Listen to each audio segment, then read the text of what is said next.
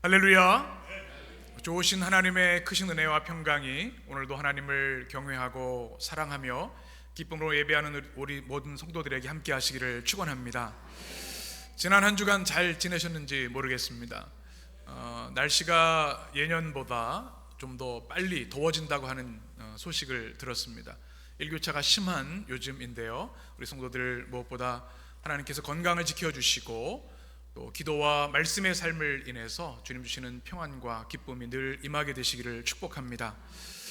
오늘은 우리가 속해 있는 감리교, 기독교 대한감리회, 또 전 세계 있는 모든 감리교인들이 창시자로 알려져 있는 존 웨슬리 목사님의 회심을 기념하는 주일로 지키는 주일입니다. 존 웨슬리 목사님의 영성과 또 그의 신앙을 우리가 다시 한번 되새기고 또 계승하고자 하는 그런 주일인데요. 여러분, 존 웨슬리 목사님 잘 알고 계시죠? 네, 아마 잘 알고 계실 거예요. 네, 존 웨슬리 목사님은 1703년에 태어나셔서 몇 살을 사셨을까요? 장수하셨습니다. 그때에 비하면 1791년까지 사셨으니까 88세. 네, 그렇죠. 18세기에 굉장히 장수하셨죠. 이 존 웨슬리 목사님의 이야기를 읽다 보면 재미있는 부분이 많습니다. 아버지인 사무엘 웨슬리, 어머니 수산나 웨슬리가 계신데, 아버지 사무엘 웨슬리는 영국 성공회의 목사이셨습니다. 목사님 자녀였죠. 그가 어린 시절에 어떤 화재의 경험을 인해서 자신을 타담한 부직갱이 같다라는 체험을 합니다. 죽을 수밖에 없는 인간의 실존을 경험하고 나서 그는 더욱더 하나님을 갈망하게 됐고 계속해서 공부를 하게 됐죠. 그 가족이 몇 명인 줄 아십니까? 자녀가 수산나 웨슬리가 19명을 낳았습니다. 19명, 19자녀, 남매죠. 네, 다들 기절하시려고 하는데요. 그 중에 존 웨슬리는 15번째입니다. 그리고 이 감리교의 가장 중요한 사람이 존 웨슬리와 찰스 웨슬리 동생인데요. 그 찰스 웨슬리는 17번째 아들입니다. 이 아이들이 신실하게 신앙교육을 잘 받고 19명을 어떻게 키웠는지 상상이 안 갑니다. 아주 강력한 훈육을 했다고 합니다. 말씀 훈련을 하고 기도 훈련을 해서 잘 자랐고, 동생 찰스 웨슬리 또 존 웨슬리 모두 그 당시 최고의 명문사학이라고 할 수 있는 옥스퍼드 대학에 들어갔습니다. 그래서 신학을 공부하게 되고 또 신학 박사가 되어서 또 목회에 대한 꿈을 꾸는 그런 사람이었습니다. 늘 그는 복음에 대한 열정, 말씀에 대한 열정이 있었기 때문에 이 옥스퍼드 대학을 다니면서 소그룹 모임을 시작했는데, 이것이 바로 우리가 지금 모이는 속회의 시작이라고 볼 수 있는데, 그것을 홀리 클럽이라고 합니다. 사진을 한번 보여주시면 그 당시 존 웨슬리와 또 옥스퍼드 대학의 학생들이 말씀을 연구하고 기도하고 또 구제 활동을 했던 이 소그룹이 있습니다. 이 홀리 클럽, 우리말로 하면 신성구락부, 거룩한 모임 이렇게 할 수 있겠죠. 여기에서 이제 감리교가 시작이 됐고, 이 조직이 시작되면서 소그룹, 속회, 클래스 미팅이 생기고 소사이어티라는 조직, 그래서 굉장히 체계적인 신앙 공동체를 만들어 갑니다. 이 존 웨슬리는 참 재미있습니다. 의학 서적도 썼고요. 그리고 그는 노예 해방에 굉장히 앞장섰던 사람입니다. 그 당시 굉장히 많은 유혈혁명이 있었던 시대에 영국만큼은 존 웨슬리의 성령 운동, 또 말씀 운동, 감리교 운동을 통해서 그거를 잘 말씀으로 극복한 나라가 되었다, 이런 평가를 받고 있습니다. 특별히 이 감리교인들에게는 별명이 있는데요, 메소디스트라는 별명이 있습니다. 메소드가 방법, 수단이라는 단어인데 IS를 붙이면 사람들을 칭하지 않습니까? 규칙주의자들, 또 그런 뜻입니다. 그래서 존 웨슬리나 감리교인들은 지금 오전 9시면 뭐 하고 있어갔다 예측되는 사람들이에요. 늘 5시에 일어나서 말씀을 연구하고 7시에는 같이 예배를 드리고 또 12시에는 같이 모여서 기도 모임을 하고 또 3시에는 우리 탄광에 가서 또 봉사일을 하고, 이런 아주 규칙적으로 말씀을 연구 기도하는 사람들에서 메소디스트라는 별명을 가지고 있습니다. 규칙주의자, 신앙생활을 철저하게 훈육하는 그런 공동체로 알려져 있습니다. 그런데 이런 열정에도 그에게는 늘 갈망이 있었습니다.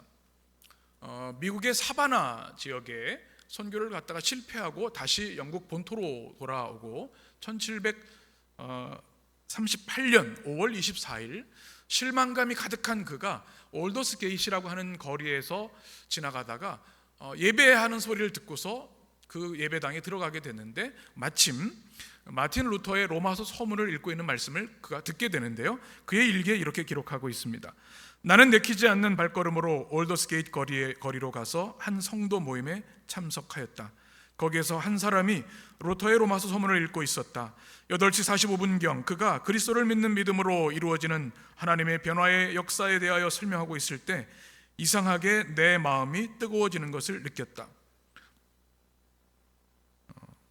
Strange warm heart, 이렇게 영어로 이렇게 표현되어 있습니다. 나는 내가 구원을 받기 위해 오직 그리스도를 신뢰해야 한다는 것을 느꼈다. 그리고 한 가지 확신이 생겼는데, 그리스도께서 나의 모든 죄를 사하셨으며 죄와 사망의 법에서 나를 구원하셨다는 확신이었다.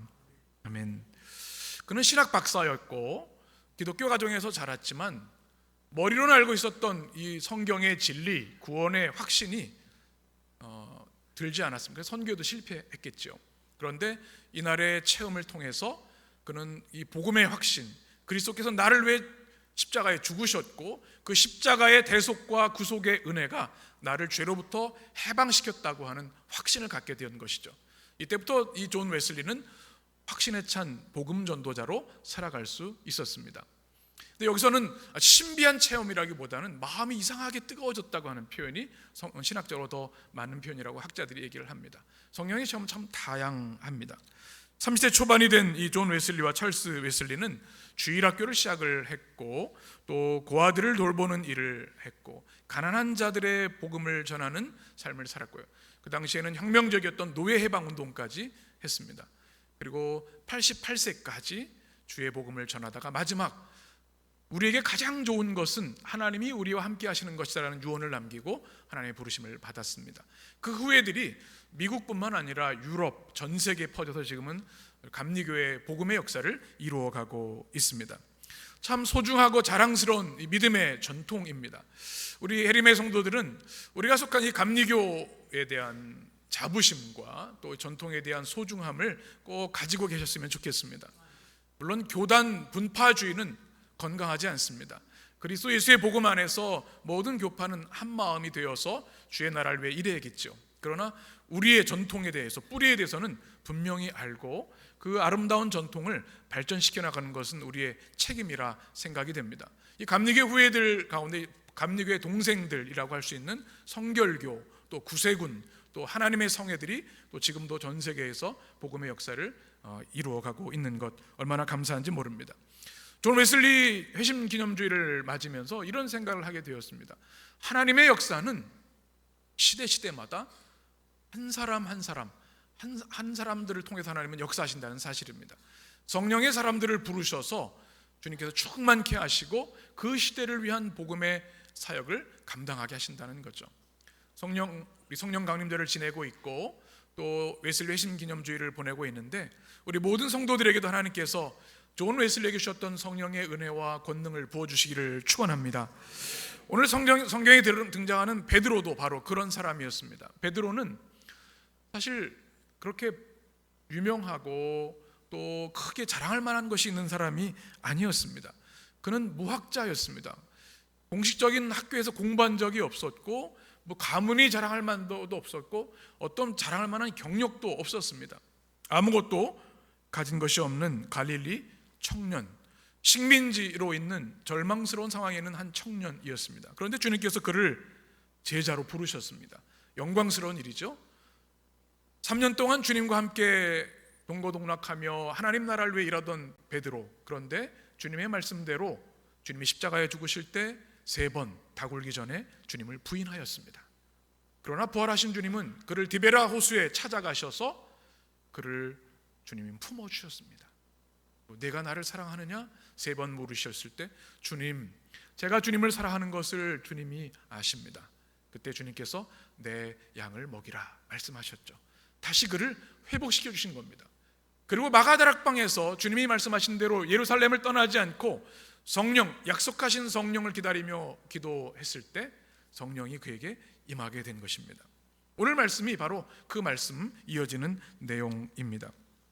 오늘 말씀은 성령이 임한 사람은 어떤 사람으로 변화되는가, 성령 충만함이라는 것이 과연 무엇인가 라고 하는 주제의 말씀입니다.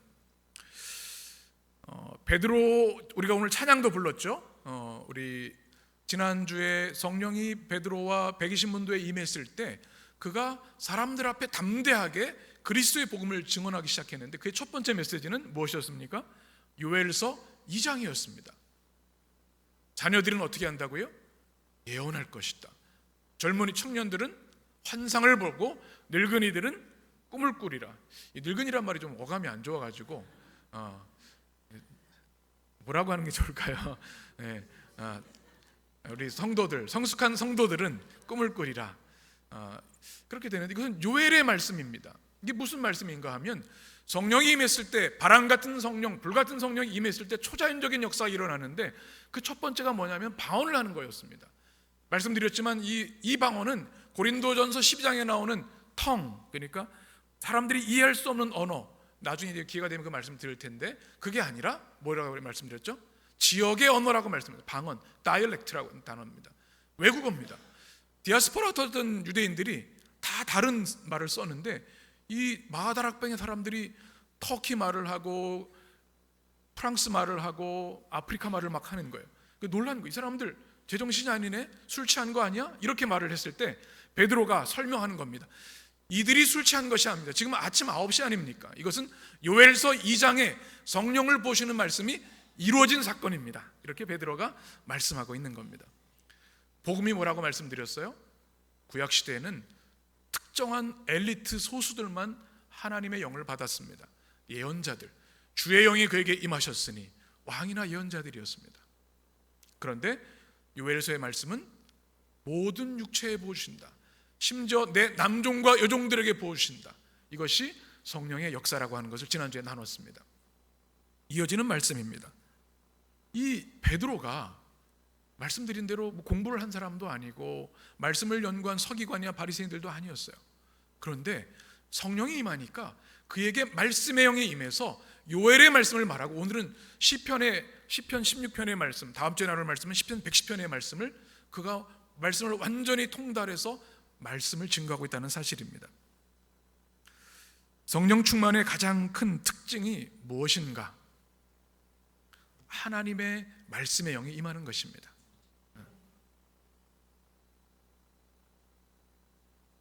성령 충만한 사람들은 신비 현상을 쫓고 추구하는 사람들이 아니라 하나님의 말씀이 내 가슴을 치실 때 회개하고 결단하고 변화된 삶을 사는 것이 성령 충만한 삶인 것이죠.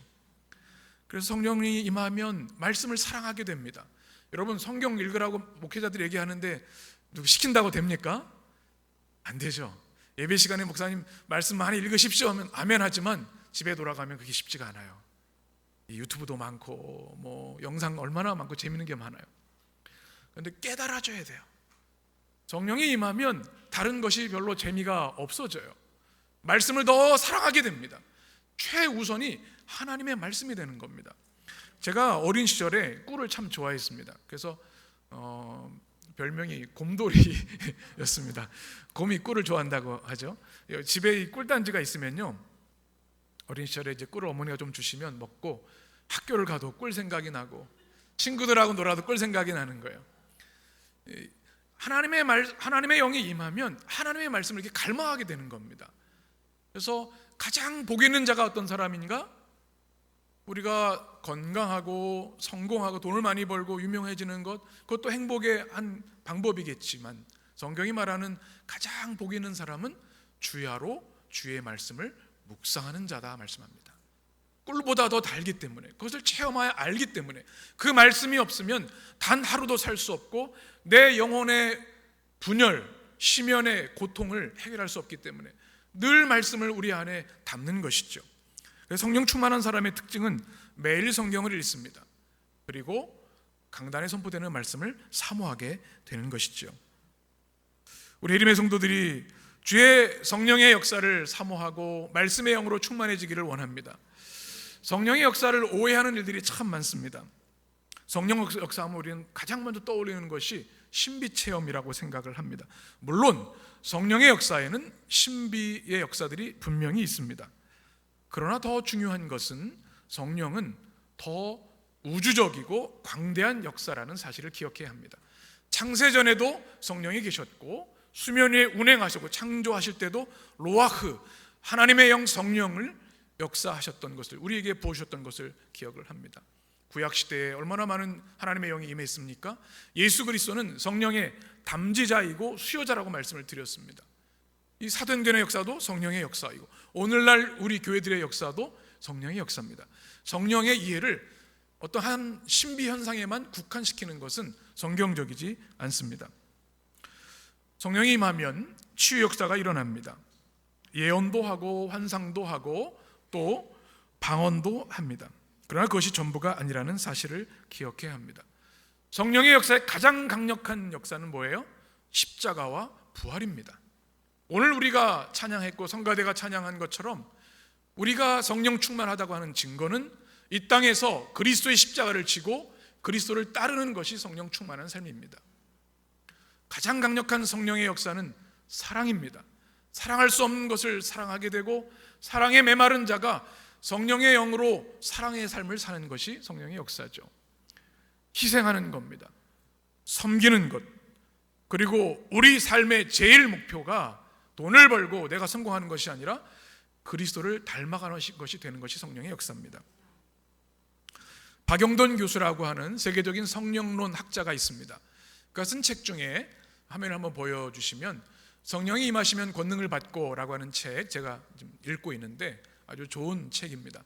또 하나의 책은 일그러진 성령의 얼굴이라는 책이 있습니다. 한국교회의 왜곡된 성령의 역사를 잘 정리한 책입니다. 성령의 역사를 하면 직통계시를 받았다, 또는 금리 소동이 있고요, 또 방언은 하나님 주신 은사인데 이것을 왜곡하는 일들도 있고요, 주술적 신앙으로 바꾸는 일들이 한국교회에 너무나 많이 있다는 것을 지적합니다.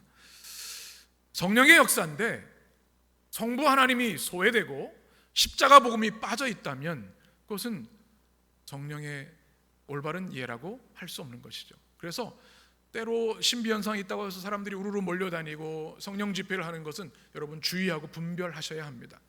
성령의 역사는 말씀드린 것처럼 시간과 장소와 역사의 제한을 받으시 않습니다. 그 누구도 성령을 독점하거나 조종할 수 없습니다. 우리가 설거지하다가도 성령을 받고요, 운전하다가도 성령을 받고, 우리가 산책하다가도 성령을 받고, 찬양 가운데 기도 가운데 말씀을 받을 때도 성령은 임하십니다. 성령의 역사는 신비이지요. 성령은 인간의 조건이나 인간의 주장에 제한되는 분이 아닙니다. 성령의 역사를 제한해서는 안 될 것입니다. 그리고 성령의 역사는 하나님의 구원 역사이고, 성경에 한 단어로 한다면 뭐라고 말씀드렸죠? 하나님의 나라, 바실레의 역사가 성령의 역사입니다. 눈먼 자를 눈뜨게 하시고 죄를 사하여 주시고 우리를 모든 속박에서 해방시켜 주시는 것이 성령의 역사입니다. 성령 충만함의 근거, 기준은 그 사람이 말씀으로 충만한가, 이것으로 확인할 수 있다는 이야기를 꼭 기억하시기 바랍니다. 이것이 베드로에게 보여주는 말씀입니다. 우리가 성령 강림의 가장 강력한 사도행전 2장의 말씀을 보면서 우리는 성령을 충만을 이해할 때 그런 생각을 많이 떠올리게 되는데, 베드로는 이 무학자가, 무식자가 하나님의 말씀을 깨닫고 있다는 사실에 경탄하지 않을 수가 없습니다.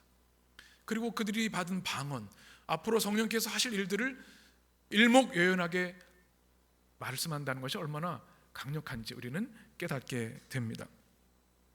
베드로의 메시지는 두 가지입니다. 오늘 그것을 나누네. 첫 번째는 하나님이 증언하셨다는 것입니다. 누가 증언하셨어요? 하나님이 증언하셨어요. 무엇을 증언하셨습니까? 오늘 22절에서 24절을 같이 읽습니다. 이스라엘 사람들아, 이 말을 들으라. 너희도 아는 바와 같이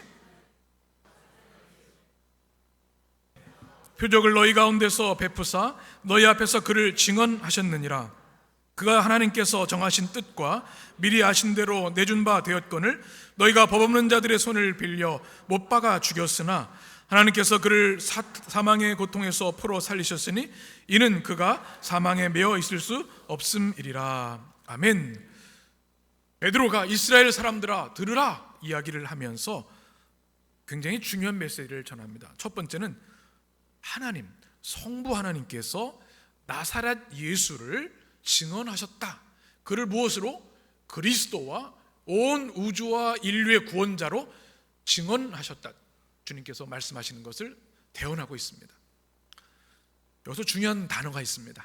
저는 이 말씀 묵상하는데 계속해서 묵상했던 것이 나사렛 예수라는 단어입니다. 왜 나사렛 예수일까? 그냥 예수 그리스도도 되고요. 그냥 예수님, 우리 주 예수 그리스도도 되는데 왜 나사렛을 붙였을까요? 나사렛이 어떤 동네죠? 가장 가난하고 소외되고 버림받은 땅입니다. 우리가 대강들에도 말씀한 것처럼 네체르, 나사렛, 그것은 싹이란 뜻입니다. 싹. 당시에 가장 버림받고 살기 힘든 이들이 모여 살았던 동네가 나사렛인데요, 그것에 2세의 싹이 나서 구원자 그리스도가 나실 것이라고 하는 말씀하셨던 것이 나사렛입니다. 사람들은, 나사렛 사람들은 그 누구도 나 나사렛 출신이야 말하는 사람이 없습니다. 어떤 분들은 지역 부심이 있는 분도 있고 열등감 있는 분도 계세요. 그래서 어디 출신이냐 하면은 대충 좀 더 큰 도시를 얘기하는 분들이 계세요. 이 나사렛은 밝히기 싫어하는 동네인 거예요. 그런데 예수님을 나사렛 예수라고 분명히 말씀하고 있습니다. 가난하고 소외된 자, 예수님도요 무학자십니다. 무경력자입니다. 가문 잘할 것도 없습니다. 그런데 하나님께서, 성부 하나님께서 그를 온 우주의 대주제로, 구원자로 삼아 주셨습니다. 무엇을 보내주셨어요? 큰 권능과 기사와 표적을 보여주심으로 나사렛 예수가 하나님의 아들 구원자다라고 하는 것을 증언해 주셨다, 베드로가 선포하고 있는 겁니다. 이 말씀을 읽는데 저는 참 마음이 시원해지고 감사한 마음이 들었습니다. 여러분, 요즘 시대에도 뭐 금수저, 흑수저 얘기를 하는데 여러분 어떤 수저이신가요? 저는 뭐 금수저는 아니지만 동수저 정도 됩니다. 뭐 이런 분이 계실지 모르겠어요. 나무수저, 목수저 뭐 이럴지 모르겠어요. 특별히 젊은 세대에는 그 절망감이 얼마나 큰지 모릅니다. 그런데 이 예수님이야말로 흑수저 중에 흑수저입니다. 말구유에 태어나셨어요. 30년 동안 목수로, 노동자로 가장 힘든 일을 하셨습니다. 이 제자들 12명 뭐 그래 유명하고 뭐 엘리트들이 아무도 없어요. 그런데 전능하신 하나님께서 나사렛 예수 그리스도를 온 우주의 구원자로 높이 세워주신 것, 우리는 부족하지만 하나님께서 우리를 들어 쓰시면 우리의 인간의 생각을 넘어서 위대하고 아름답게 사용하실 줄 믿습니다. 그런데 오늘 말씀의 핵심은 또 뭔가 하면 너희가 그 예수를 죽였다는 얘기입니다. 하나님이 증언하신 그를 너희가 죽었다. 누구의 손을 빌어서? 법 없는 자들의 손. 누굴까요? 사도신경에 늘 얘기하는 본디오 빌라도, 그 당시의 종교 지도자들, 로마의 권력자들을 그의 손을 빌어서 십자가에 못 박았다. 예수님이 죽은 것 너희들이 십자가에 못 박은 이유이다. 그렇게 말씀합니다. 그런데 결론은 뭐예요? 그 무덤으로 끝나지 않았어요. 뭐라고 말씀합니까? 하나님께서 어디에서? 사망의 고통에서 풀어 살리셨다 말씀합니다. 여기서 핵심 단어가 사망의 고통입니다. 이 고통이라는 단어가 헤벨이라고 하는 단어인데요, 두 가지 뜻을 가지고 있습니다. 고통, 그러니까 페인, 영어로는 페인, 고통이라는 뜻이 있고요, 또 하나는 덫이라는 뜻입니다. 트랩이죠.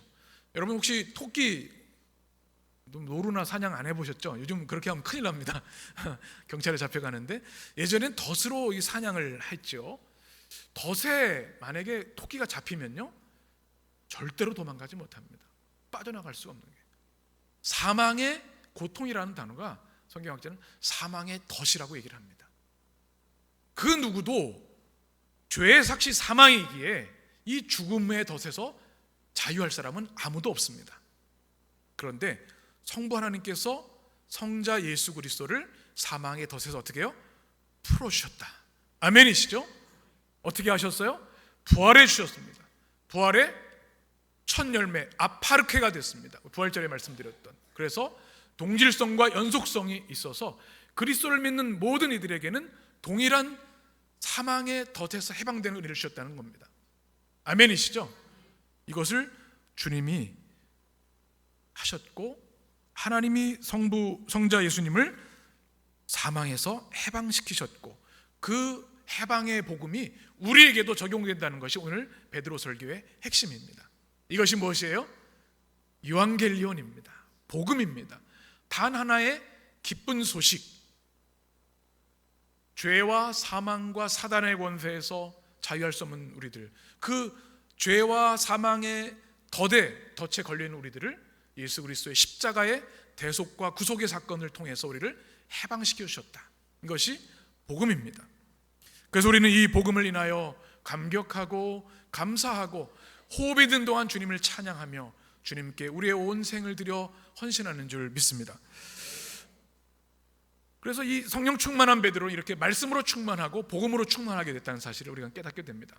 두 번째 베드로의 메시지는 다윗이 예언하였다라는 말입니다.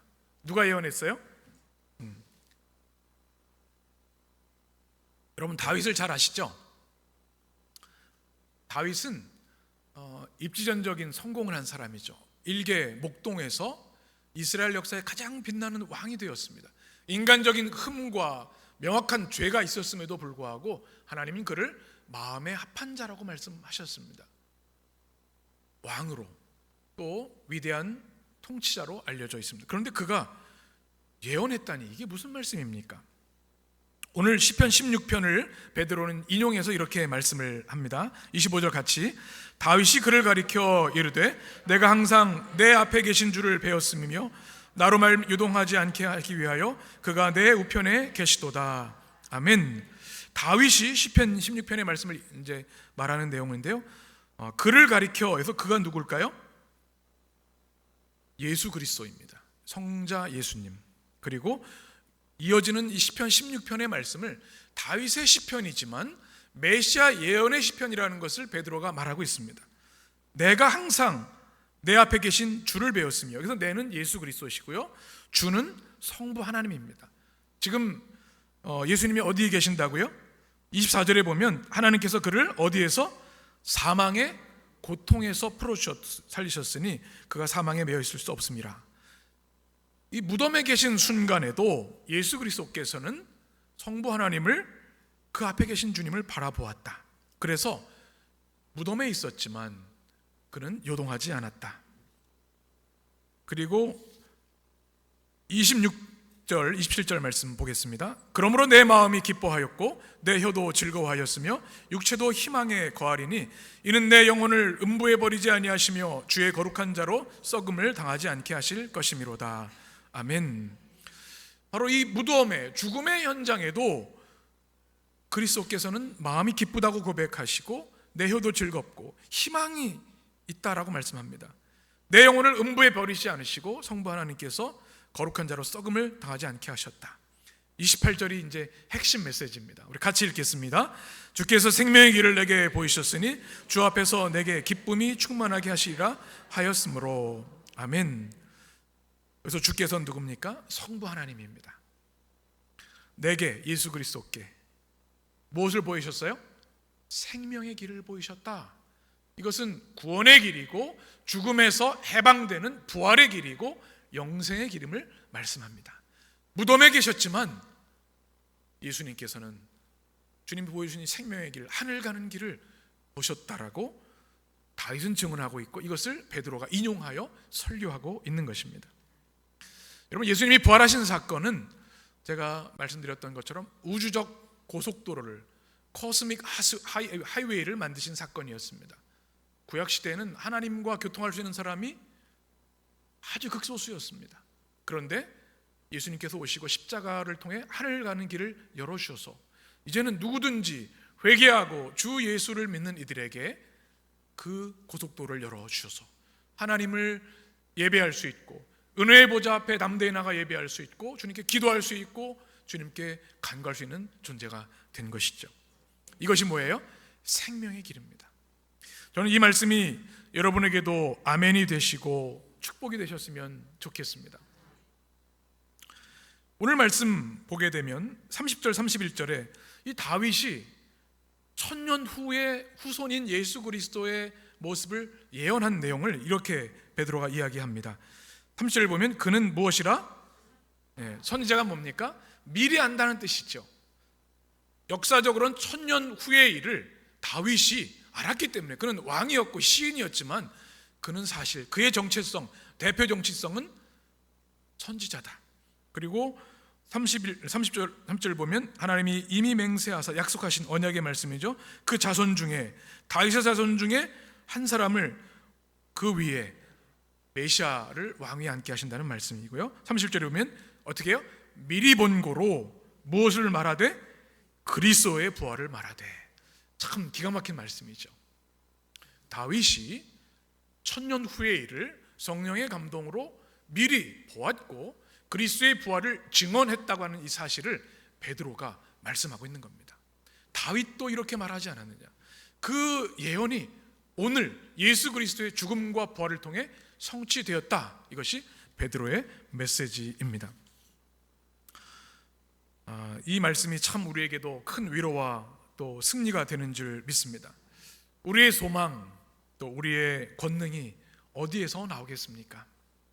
우리 육신은 100년 후면 다 흙으로 돌아가고 힘을 잃습니다. 우리의 소망, 우리의 권능은 오직 예수 그리스도의 부활의 복음에 기인하는 줄 믿습니다. 28절에 보면 이것이 다윗의 고백, 베드로의 고백이 아니라 우리의 고백인 줄 믿습니다. 우리 같이 읽겠습니다. 주께서 생명의 길을 내게 보이셨으니 주 앞에서 내게 기쁨이 충만하게 하시로다 하였느니라. 아멘.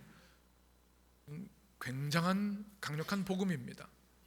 무덤 속에 있는 그리스도, 바울처럼 단두대에서 사형당하는 그 순간에도 그는 그리스도의 함께하심, 생명의 길을 보았기 때문에 기뻐할 수 있었고 절망을 이길 수 있는 능력이 있었던 것이죠. 이 아름다운 믿음의 고백이 여러분의 고백이 되어서 여러분의 그 무엇도 빼앗을 수 없는 기쁨이 여러분 안에 회복되기를 축원합니다. 오늘 말씀은 성령이 임한 사람, 성령 충만한 사람은 어떤 사람이 되는가 말씀해 주었는데요. 성령의 사람은 어떤 사람이 됩니까? 말씀의 사람이 됩니다. 베드로가 요엘과 시편의 말씀, 그걸 통해서 복음을 증거하는 말씀을 보았습니다. 여러분, 지금 무엇으로 여러분 충만해 계십니까? 걱정도 많으실 것 같고요, 어떻게 살아야 되는지 여러분의 인생의 계획도 많으실 것 같습니다. 물론 생각해야 되겠죠. 꿈도 있고 계획도 있고. 그러나 더 중요한 것이 있습니다. 하나님, 제가 성령의 사람이니 제 안에 하나님의 말씀을 갈망하는 마음이 회복되기를 원합니다. 꿀보다 단 하나님의 말씀을 깨달아 알기를 원하고 말씀으로 사는 이들이 얼마나 자유하고 권능으로 살아갈 수 있는지를 체험하길 원합니다.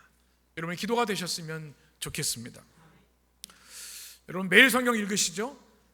한번 사진 한번 보여주시면, 여러분 가능하면 성경 읽는 자리를 구별하시는 게 좋습니다. 우리에게는 거룩한 성소가 있어야 합니다. 집에서 책상도 좋고요, 식탁도 좋고, 회사에 여러분 테이블도 좋습니다. 내가 시간을 정하면 아무 때도 안 합니다. 기도도 마찬가지예요. 구체적인 시간과 장소를 정하셔서 내가 하루에 10분이라도 꼭 말씀을 읽는다. 이게 마틴 루터가 라틴어 성경을 독일어 성경으로 번역했던 말씀의 방입니다. 이 종교개혁의 역사가 여기서 시작된 것이죠. 그 다음 사진을 보시면 존 웨슬리의 별명이 한 책의 사람입니다. 그는 엄청난 독서를 했지만 그는 무엇보다 늘 손에 성경을 들고 다녔습니다. 여러분 철로역정 다 읽어보셨죠? 우리 해림교회 성도들은 아마 그 기독교 교양이 다 있으셔서 읽어보셨을 생각이 돼요. 존 버년의 이 책을 보면요, 한 문장 한 문장에 성경이 다 담겨 있습니다. 그래서 불후의 명저라고 하는 것이 그런 이유입니다. 우리 해림교회 온라인 채널에 철로역정 오디오북이 있습니다. 여러분 꼭 한번 들어보시기 바랍니다. 말씀의 사람이 어떤 작품을 만들어내는지. 우리 교회 맥체인 성경 읽기를 하고 있는데 여러분 참여하시면 좋겠어요. 여러분 개인 성경도 좋아요. 매일 성경도 좋습니다. 한번 오늘 이 성령 강림절에 말씀으로 내가 살아야겠다는 결단이 있으셨으면 좋겠습니다.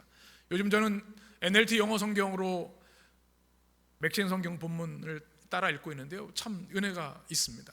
여러분의 방법대로 매일 10분이라도 장소와 시간을 구별해서 말씀을 읽으실 때 성령의 감동이 우리 안에 임하고, 우리가 보지 못하는 것을 보게 하시고, 우리가 할 수 없는 일들을 행하게 하시는 성령의 능력을 주실 줄 믿습니다.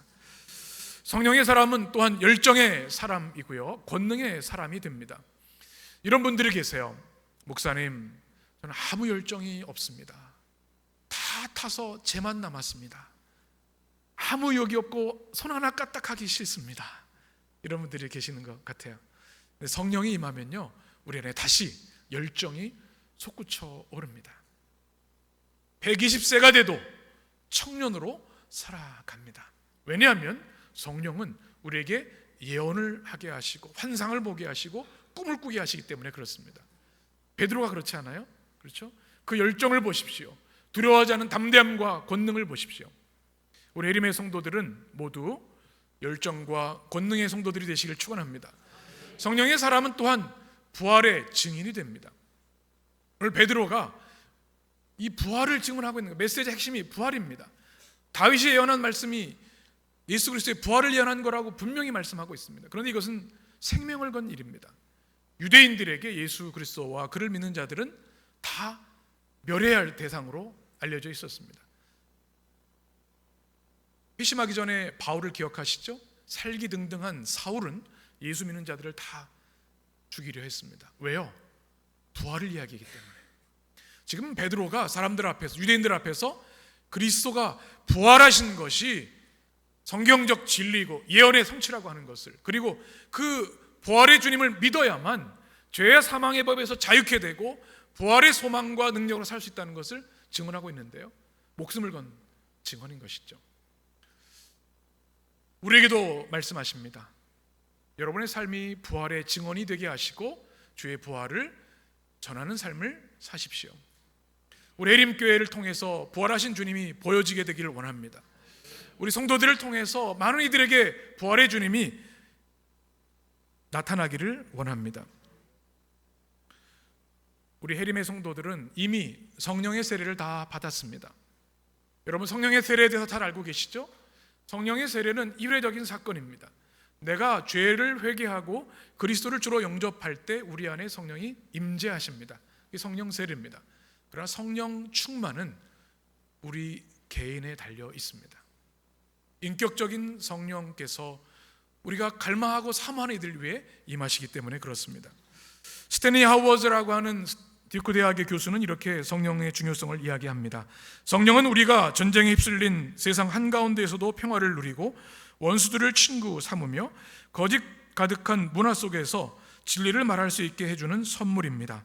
오소서 성령이시여라는 말은 교회의 처음이자 마지막 기도이며 삶과 죽음 한가운데서 우리가 붙잡는 유일한 희망입니다. 아멘이시죠? 우리 처음 기도, 마지막 기도, 끊임없이 성령님 임재하여 주옵소서. 또 이렇게 그리스도인을 정의합니다. 그리스도인은 성령의 능력 안에서 살기로 결의를 다진 사람들입니다. 성령 강림절이 지난주에 시작되어서 이제 계속되고 있습니다. 여러분, 어떤 결의를 가지고 살고 계십니까? 주님, 제 영은 연약하고 부족하지만 베드로처럼, 때로 웨슬리처럼 연약한 인간이지만 성령 안에 있을 때 하나님의 위대한 역사, 초월적인 역사를 이루게 되는 줄 믿습니다. 성령 안에 살아가는 주의 백성 되게 하여 주옵소서. 베드로처럼, 웨슬리처럼 성령의 사람으로 향기롭고 아름답게 쓰임받게 하여 주옵소서. 여러분의 기도와 응답이 되시기를 축원합니다. 기도하겠습니다. 존귀하신 하나님, 오늘도 말씀을 통하여 우리 영혼을 정결케 하시고 뜨겁게 하시고 새롭게 하시고 말씀의 영 성령으로 충만케 하시니 감사합니다. 우리의 근심, 걱정, 두려움 다 몰아내 주시고 성령이 주시는 완전한 샬롬, 평화와 자유가 임하게 하여 주옵소서. 주님, 우리 예림교회가 성령의 능력 안에 있는 교회 되기를 원합니다. 성령 충만한 성도들이 되어 우리의 어려운 인생을 믿음으로 이겨내게 하시고 오직 하나님의 나라 위하여 살아가는 주의 백성들 되게 하여 주옵소서. 말씀의 사람, 열정의 사람, 부활의 증인된 삶 살게 하여 주옵소서. 예수님의 이름으로 기도합니다. 아멘.